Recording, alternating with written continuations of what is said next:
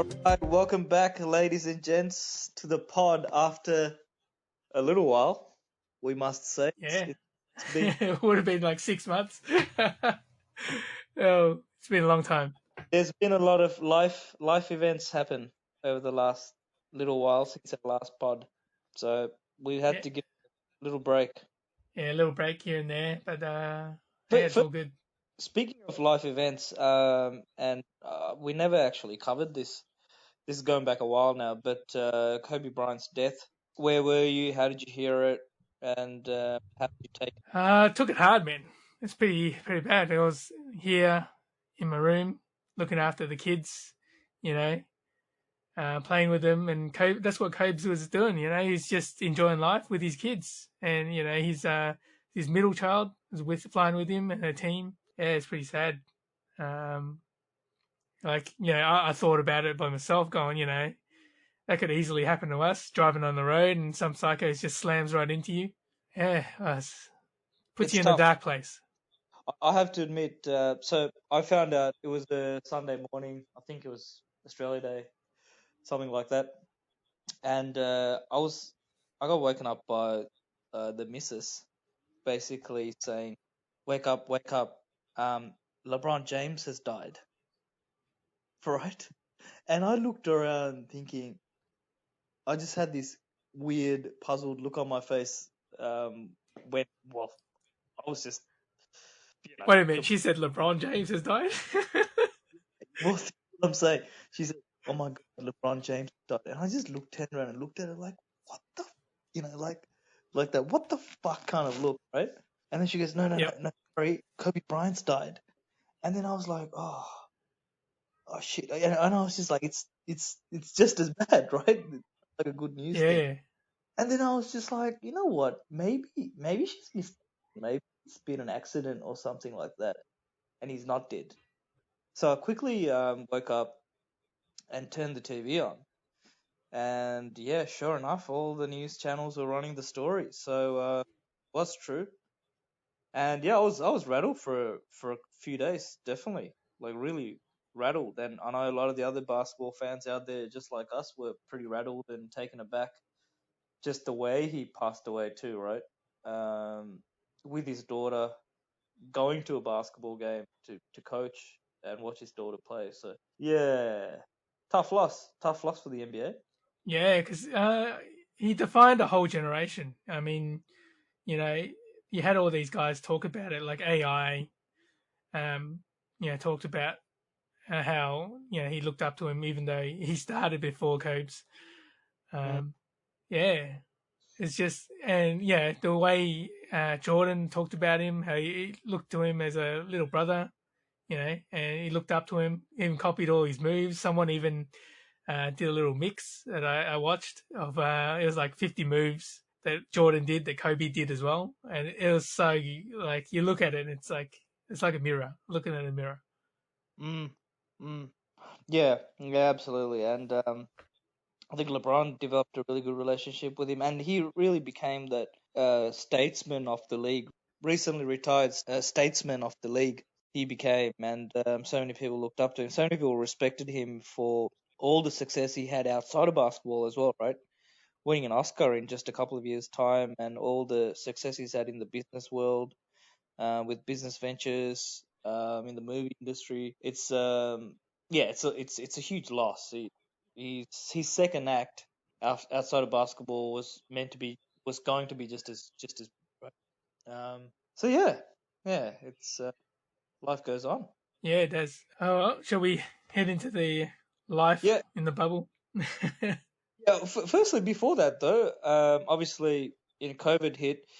Luckily for us, for a good 5 weeks, we got shown the MJ documentary. What was your take on that? Oh, yeah. Oh, I loved it actually. I watched it every day. But then there's talks around, is it actually truthful? Because was it only showing what Michael Jordan wanted you to see, Oh, absolutely. rather than the real truth? It would have been heavily edited to make Michael look amazing, and for sure, it's he's the GOAT. I think all of us acknowledge that he's the GOAT. But was he a great sportsman? Was he a great teammate? Was he an asshole? I think that's all a yes. I think from that side of things, you know, I sort of look at him a little bit differently. But he's definitely the GOAT. He's that killer instinct, that assassin type attitude. Not many sportsmen, not many people in the world have that. Not many athletes have that, and you can't manufacture that as well, right? It's in you or it's not in you. So it was just cool. And To see that. it sort of showed that it was in him and in his family, the way his brothers talked about it, the way, he went at his brothers, even though they were bigger than him. Absolutely. Right from the start, even in college days, right? Coach Dean Smith in UNC talked about how he developed over there and his work ethic and just the way he came into the league, right? He came into the league to shake it up. And right at the end of the 10th episode, goes right at the end, it goes, all you need is a little spark to start a huge fire, if not an inferno, right? Like it's really good it's a really good analogy because he came into that shitty Chicago Bulls team that didn't care about anything like that. And he not only did he change the Chicago team, but changed the league, right?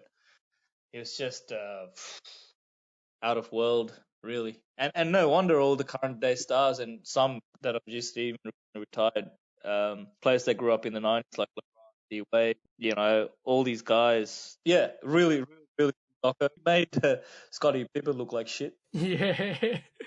Yeah, Scotty wasn't happy about the way he was made out to look, and even Horace Grant was complaining. Hated it more. Exactly.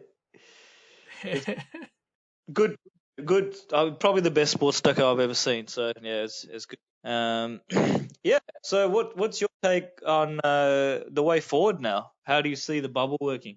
I don't know, because they really have to, I guess, clamp down on everything, because you can't have what's happening now in the AFL. It's just a lot of bullshit, right? People doing whatever they can do. At least they're all trapped together. Yeah, it's just, I don't know. It's going to be tough for the players. Like they're doing what they love, but they're going to be away from everyone as well. Did you hear what Stephen A. Smith said? No, what do you say? Stephen A. Smith was like, "No, let's face it. Um, let's face it. These players aren't going to adapt to the bubble life. Imagine being away for 3 months away from their women. Do you think they're going to Yeah, considering what they're used to? So, geez, it's pretty funny. I gotta admit, Orlando, Disneyland isn't like Vegas, right? A lot of the players wanted to go to Vegas. They would have had a bit more fun in Vegas than Disneyland, that's for sure. yeah. You know what they do have in over in is it Florida, right? It's Disney World, right? Yeah, They have Carol Baskin. That's who they have. yeah. But you seen the schedule? It's a pretty brutal schedule, right? Because I guess there's no easy wins in a sense, because a lot of those, I think, 10 teams aren't going to make it to Orlando, or is it 8 teams, something along those lines? But that bottom third, they're not going to be there, so there won't be any easy wins. It's going to be all competitive games coming up. So It those, is, and I think they were saying something like the Pelicans have the easiest run. If you who's look at the got it? schedule, Toronto have the hardest because they've got the most teams above 500. Oh, jeez. I think Lakers got a pretty hard run as well. They've got Kings and Utah. Aside from that, they've got some hard games in there. Oh, they want Zion in there, man. They want Zion. Yeah. Well, he's got the first game of the season, right? Yeah, I think so. Yep. And I've noticed Boston's got a pretty good run as well. They've got Washington, Nets, Memphis, Miami, Orlando. That's a very generous run, actually. It's very generous, and yeah, they got Washington last. Like, what an easy game to finish off. This bloody Dallas is playing Phoenix twice and the Yeah. Kings. How is Yeah, that I possible? don't know about that. Like, should they have just done? Okay, we've got these 8 teams or whatever, and just do an 8-game round robin. Exactly. That's what I would have thought. It's a shocker. Complete surprise to me. So look, it's going to be pretty tough, brutal 8 game stretch, Mm. and then get playoffs, I guess. So every team has a back-to-back apparently, each they were saying. Right, back to back. But there's only one back-to-back sessions. But they're starting games early, so they can start. I think some of them start like 12:30 Eastern time, and they can start as late as 9 o'clock, like Western, Pacific Standard Time. That's a late game. Yeah, that is, yeah. Yeah. Look, it's gonna be very interesting who comes out on top. Who's your pick? Who's your pick right now? I don't know. It's going to be hard. I reckon it might be the Greek Freaks' time. Like LeBron is doubtful around Dwight Howard. You got the inclusion of J.R. Smith because the little man's pulled out. Avery Bradley. Yeah, like people go, oh, but he only scored 3 points a game. Like, well, it's not about his scoring impact. They don't need him to score. They got AD and LeBron. All right, it's about what he does on defense and against. He organizes the guys on defense as well. And he's that lockdown player that they need because they can't expect LeBron to be doing that shit. Yeah, they lose I think JR's the next rung down. And he's not a knucklehead like JR as well, right? He's not. And he doesn't, like JR, I don't think his defense is that great. Yeah, he's hot and cold, but it is what it is, mate. They got to go with what they've got. So are you picking? Does that mean you're picking the Clippers? They're crosstown rivals. For Western Conference, yeah, Clippers definitely look like in better shape. But apparently, someone's contracted the virus. I think someone tested positive in their camp recently. Jeez, mate, these it's hanging by a thread. These various leagues around the world. Yeah. So look, I'm hoping the Lakers go. LeBron's got a lot to lose because the springtime belonged to Michael Jordan. He's going to have to wrestle that commentary back in his favor. A fourth chip for him would be phenomenal at the end of his like this. It's going to elevate him even more. So definitely would be dying to get a chip. We'll have to see. But Kawhi's looking strong. And there's another bubble happening as well. Yep. They're considering a bubble in Chicago, which should be very, very interesting to see. I'm not even sure what the purpose of that is, aside from TV ratings. Yeah, that's it. I wanted to mention one other thing. What are your thoughts on the whole go or stay with the Black Lives Matter movement? Are you supportive, or do you think everyone should go and that's their role and they should go? Look, I think it's an important movement. However, how they've gone about it, I don't agree with. Right? NBA or the community in general? Just community in general. There are other ways they could have done it. Like, they could have got the celebrities or influencers to actually come out and do things a bit better. They could have actually organised it and made it more peaceful than what it is. And the other side's, not blameless either. They're not behaving the best either, as the cops and whatnot in their reactions or overreactions. I mean, you look at what's it's caused, like, the Nation of Chaz, for example, in Seattle. That's not the good thing to go about it because they're rioting and saying, if no one's going to be lawless, then they're going to set up their own. Yeah, I'm. My view is that NBA players, right? Predominantly NBA players are black from urban neighborhoods and they've come from poverty, right? Case in point, players like LeBron James came from nothing. I think they owe it to their communities, their immediate families, and this whole thing is about systemic racism and being impoverished for generations and generations, right? This is one of the number one ways the black community can generate wealth and pass their wealth on to their immediate circles. So by them sitting out, they're essentially stopping that wealth creation opportunity. So I think what they should do, go take the money, give it to their communities, give it to their causes, black causes, and everything like that. I think everyone should go. That's the way I sort of see it with the NBA itself. But and guys like Dwight Howard, man, that dumbass. I don't really trust what his intentions are. Right? Is he going? Yeah, I don't know if he's going or not.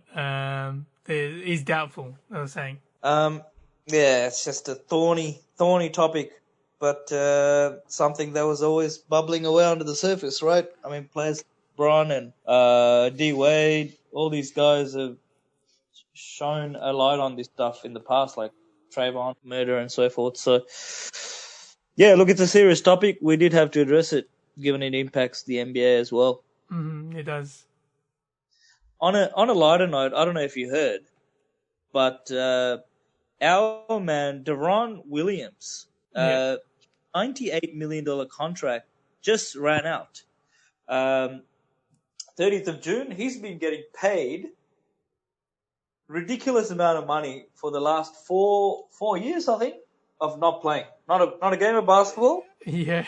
They paid him to just leave, just get out of there. We'll pay you, but we don't want you around. Was that the Brooklyn contract? Yep, that's the Brooklyn contract. He just decided. Oh, what do you do? These guys, man, and like you think about where his career's been, and people used to compare him when he against CP3. Yeah, they used to go, "Oh, who's better, D Will or CP3? Who's the better point guard?" And you see where their careers are. Like CP3, he's still like he's a bit of a douche sometimes, but he still wants that chip. Oh yeah, and he's had a great season at OKC, right? Yeah. He's developing players. So he's actually had he did up until that point we had to pause. He had a great season. Great. It was an all-star, wasn't he? Yeah, it was. Yeah. So he just decided. He woke up one day and decided, I don't want to be a good basketball player anymore. So, and hey, he still got paid for dogging it. Yeah. But look, NBA is now rolling. We're slowly rolling back in too. So good to get the pot up and running. Yeah, it's good to get it all up and running, and hopefully continue again same time next week. Absolutely. All right. We will leave it there then, folks. And let's. I know you're anticipating as much as B-ball coming back. Yeah, it's good to have some sport back on TV. So let's start the countdown, and we'll see you next time. Cool. Peace out.